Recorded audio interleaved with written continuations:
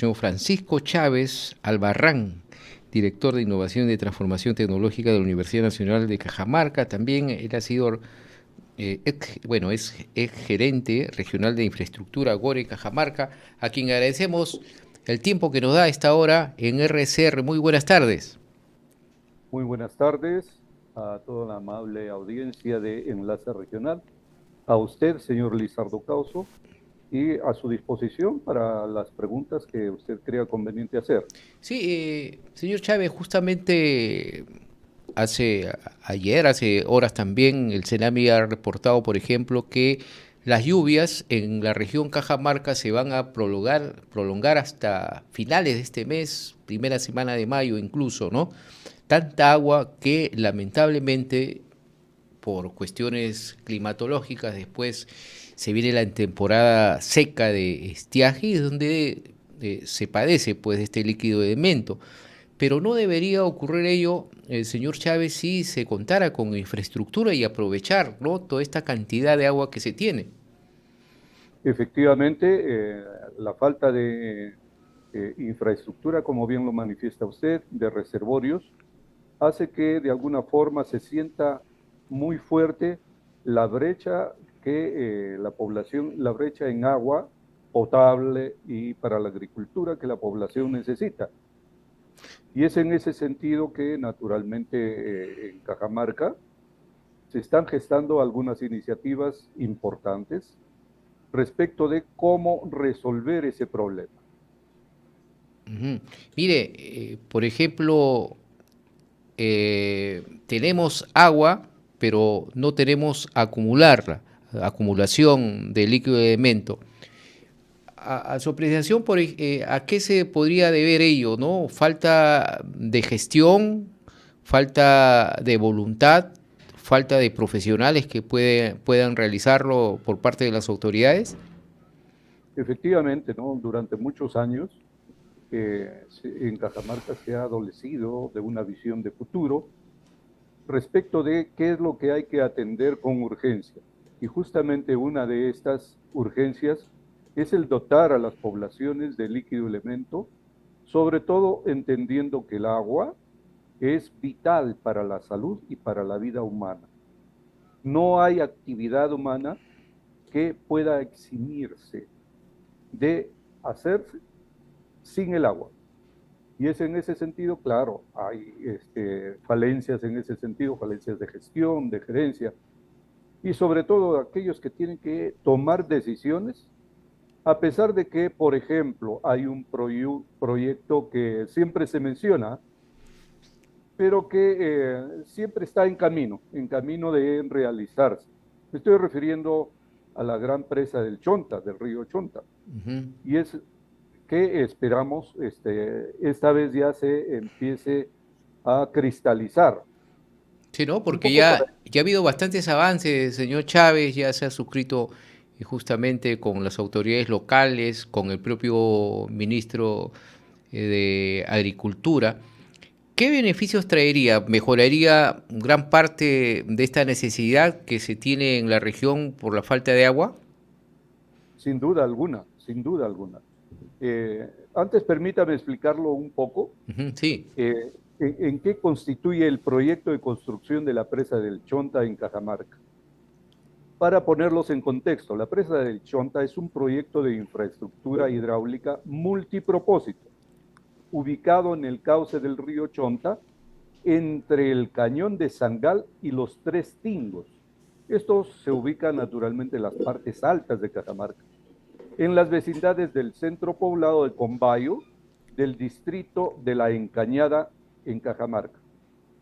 Este proyecto está orientado básicamente a asegurar la disponibilidad sostenible del recurso hídrico para consumo humano, para riego agrícola y potencial generación hidroeléctrica, y eventualmente sirva también para potenciar la actividad turística. Esta información que estoy relatando indica que el proyecto contempla la construcción de una presa de almacenamiento de regulación estacional, acompañada por un sistema de reservorios complementarios en el azufre en Hualtipampa y en Quinoario. Son localidades que justamente se prestan para hacer pequeños reservorios, entendiéndose que la información definitiva sobre este proyecto en conjunto se tendrá cuando el estudio de actualización del expediente técnico sea aprobado, es decir, el expediente técnico de la presa del Chonta, que como digo es un proyecto multipropósito. En la actualidad, ¿cuáles son los avances al respecto? Perdón. Hay una fase de actualización del expediente técnico y que se inicia fundamentalmente, formalmente, con fecha 25 de febrero del 2025. Políticamente se han hecho otras actividades anteriores a esa fecha, pero esa fecha, 25 de febrero del 2025, se suscribió el contrato para la actualización del expediente técnico con una empresa internacional, un consorcio internacional, es la empresa AFRI, que es una empresa especializada, entendemos, en ingeniería de infraestructura de recursos hídricos, de protección pluvial y de proyectos hidroeléctricos. El plazo para esta actualización es de 9 meses. Entonces, previéndose esa culminación para noviembre del 2025, teniendo en cuenta la fecha de inicio de contrato, a la fecha, ¿qué es lo que se ha venido haciendo? Esta empresa, la consultora, viene ejecutando estudios preliminares de campo, en el que están incluyendo inicialmente actividades de levantamiento topográfico de alta precisión, estudios sedimentológicos y mapeo geológico estructural. ¿Esto para qué sirve? Para determinar exactamente y con precisión de qué tipo de terreno va a ocupar la presa. Entonces, naturalmente, como usted bien lo comentó, este tipo de presa requiere atender algunas actividades. Pero a la vez habría que hacer un poco algunas precisiones que tengan que ver con la presa misma. La presa es en realidad el muro de contención que va a contener esas aguas que van a ser alimentadas por el río Chonta y sus afluentes. La idea es que esta sea una presa con estructura de gravedad sobre materiales sueltos con un núcleo impermeable. Ese sería el diseño preliminar. La altura de la presa está estimada entre 60 a 80 metros, dependiendo del estudio topográfico que se esté haciendo. El volumen de almacenamiento que se prevé tendrá esta presa está en el orden de los 44 a 50 millones de metros cúbicos.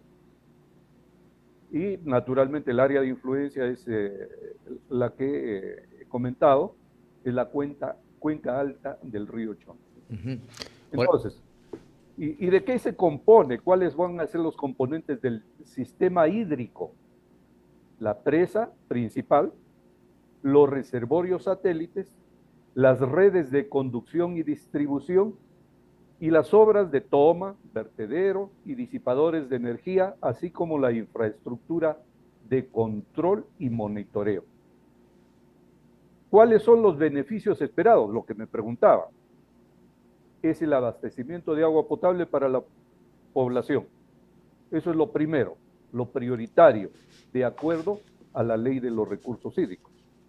Es decir, se entiende que va a haber una cobertura estimada para más de 320,000 habitantes de los distritos de Cajamarca, Baños del Inca, Yacanora y Jesús.